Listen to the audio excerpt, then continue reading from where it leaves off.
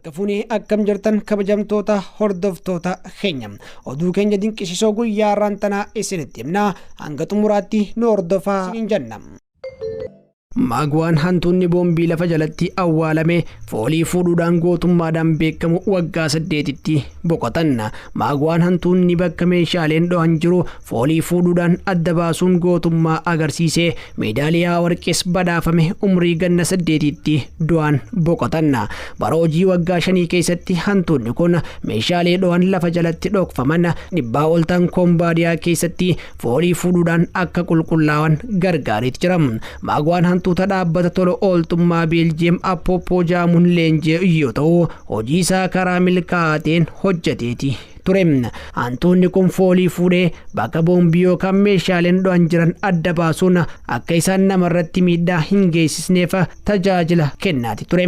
Dhaabbanni tola ooltummaa kun torbaan kanarraa kaasuudhaan hantuunni Afrikaa guddichi foolii fuudhuudhaan beekamu Maagwaan du'aan addunyaa kanarraa boqochuu ifoomseeti jira.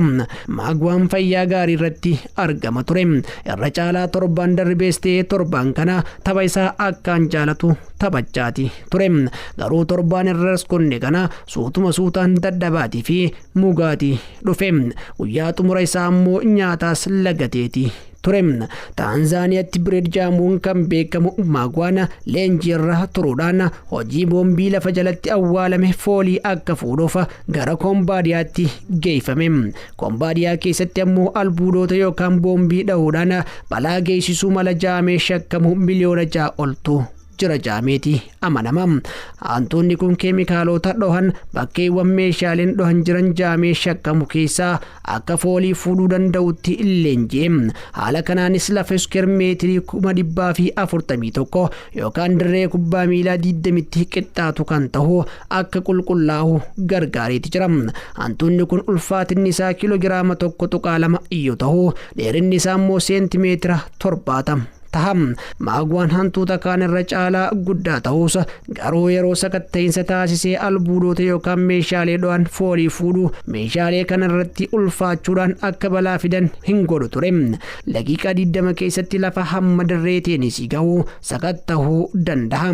Kun osoo dhalli namaa meeshaalee adda baasaniin sakatta'ee guyyaa tokko hanga guyyoota 4 fudhachuu akka danda'us dhaabbanni Appoppoo ni hima. Bara 2020 Maagwaan meedaaliyaa warqee PDS jaamuudhaan kennamu badhaafameeti ture. Seenaa tajaajila tola ooltummaa dhaabbatichaa waggaa 77 keessatti hantuunni yeroo jalqabaatiif badhaasa kana argatees Maagwaadha ture. Hantuunni kun waxabajjii darbee soorama baheeti ture. Kunis umriin isaa gara dullumaatti waan deemee fi dadhabinni waan irraa mul'achaa tureef akka ta'e ifoomeeti jira. Hundi keenya Appoppoo keessa kan jirru Maagwaa dhabuu keenyatti hedduu gaddineeti jirra. Hojii dinqisiisaa inni foolii fuudhuudhaaf qabu hawaasni Kombaadiyaa sodaa lubbuu kootiin dhaba jedhu malee nagayaan akka jiraatu hojjetuu fi taphatu gargaareeti jira jechuudhaan dhaabbanni kun ifoomse. Dhaabbanni Appoppoo erga bara 1990 bineeldota isaa Heerooraats jaamu akka isaan boombii lafa jalatti awwaalame foolii fuudhuu danda'anitti leenjisee guddisaati ture jechuun BBC'n gabaase. Dr. Maya Angelou has made history as the first Black woman on an American coin. The 25-cent coins are being pressed in the United States Mints in Philadelphia and Denver. Maya Angeloon waloo gurraatti yeroo duraatiif fakkiin ishee saantiima irratti bahe taateeti jirti. Ministeerri maallaqaa Ameerikaa saantiima abbaa 25 kwarter jaamu irratti yeroo jalqabaatiif fakkii waloo beekamtuu gurraatti Maya Angeloo baaseeti jira. Angeloon waloo fi roogeettii gurraatti yeroo jalqabaatiif sirna simannaa pirezidaantii irratti walaloo ishee dhiyeessitee turteedha. Saantiimii kaan irratti dubartoonni jajjaboon biroo aastiroonoota, hooggantoota hawaasaa fi taatota fakkii isaanii kaa'uuf yaadameeti jira. Kunis ministeerri dubartii jalqabaa ministeera maallaqaatiin tarkaanfii fudhatameedha. Yeroo yerootti diizaayiniin maallaqa keenyaa yeroo geeddarru seenaa biyyattii keenyaa himuudhaaf carraa arganna. Kunis seenaa keenyaa fi jijjiirama akka hawaasaatti taasifne dabalata jetti. Maayaa Anjeeloon waloo fi roogeettii dhimma hawaasaa bara 2014 umrii waggaa 86tti lubbuudhaan dabarte. Waloon kun beekamtii guddaa kan argatte kitaaba seenaa jireenya ijoollummaa ishee Aynaa Waayizak Kid Brad Singis jaamuun akka ture ni beekama.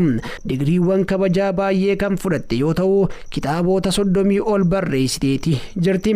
Bara 2010tti meedaaliyaa bilisummaa pirezidaantii Ameerikaa yeroo sanii Barack Obaamaa harkaa fudhatteeti turte. Saantiim ammaa kanarratti fakkii Maayaa Anjeeloo harka bal'ifattee fi duubaan ammoo simbirroota balaliyuu fi aduu bahaa jirtuutu mul'ata. Kunis walaloo isheetii fi jireenya isheen jiraatte kan bakka bu'uudha jedhama. Ministeerri maallaqa Ameerikaa fuuldura saantiima kanarratti fakkii pirezidaantii jalqabaa Ameerikaa Joorji Waashingitantu mul'ata. Dhaabbanni saantiimoota kana bocu waggoota 4 dhufan keessatti saantiimoota abbaa 25 bocuuf kan karoorse yoo ta'u fakkii dubartoota seenaa Ameerikaa keessatti shoora murteessaa qabaniin ni dabalama jaameeti eegama.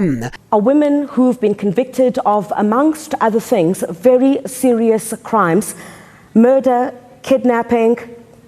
Ministeerri shamarranii miila keessan walitti qabadhaatii kitaaba keessan banaa jedhan qeeqaman. Afrikaa kibbaatti ministeerri fayyaa Limpoopoon wayita mana barnootaa daawwatanitti dhaamsa saalqunnamtii ilaallatu shamarraniif dabarsaniin qeeqamaniiti jiran. Pooppii Raamtuubaan ijoollee shamarraniitiin miila keessan walitti qabaatii kitaaba keessan banaa ergaa jedhu kan kallattiidhaan dabarsan shamarran saalqunnamtii irraa of qusachuun dhibee HIV/AIDS fi ulfa yeroo malee akka ittisan jajjabeessuudhaaf ture.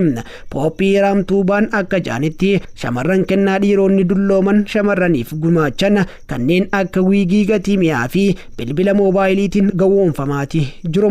Dhaamsi isaanii garuutuu dirqama saalqunnamtiin wal qabatu shamarran qofarra kaa'amee qeeqameeti jira. Biyyoota Afrikaa hedduu keessatti shamarran sababa saalqunnamtii of eeggannoo malee godhamuutiin ulfaawanii barumsa addaan kutan baay'ee akka ta'e ragaan ni addeessa.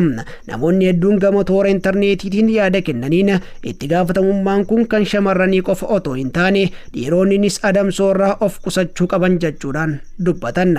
Ministeerri fayyaa Limpooppoo Raamtuubaan dhaamsa dubbatan haala isaan yeroo san dubbataniin alatti hiikamuu kaasuudhaan dhiironni gocha saalqunnamtii keessatti akka hin hirmaanne gorsuu isaanii gaazexaan Time Liif jaamu gabaasiiti jira. Ragaan kutaalee bulchiinsa Afrikaa kibbaa bara darbe walitti qaqqabame akka agarsiisutti ijoolleen dubaraa yeroo weerara koronaa vaayirasiitti ulfaawan lakkoofsi isaanii baay'ee ta'us ifoomseeti jira. Sagantaan barnoota saalqunnamtii manneen barnootaa muraasa keessatti maatiin barattootaa diduu hordofuudhaan dhaabbateeti ture. Afrikaa kibbaatti sanadni kanneen yakka tuttuqaa saalqunnamtiitiin wal qabatu raawwatan tarkaanfiin akka irratti fudhatamu bahee jiraatullee kanneen miidhaman hedduun yakkicha raawwatamuu gabaasuu waan sodaataniif hojiirra oolchuudhaaf rakkachaa jiraachuu aangaa'onni biyyattiidhaa himaniiti jiran. Kabajamtoota hordoftoota keenya oduun keenya dinqisiisoon guyyaa har'aan tanaatiif jennee isin biraan gahaa turre kana fakkaata. Kurfiin keenya kanafan itti fufanii isaan waliin turtii gaarii isiniin jenna.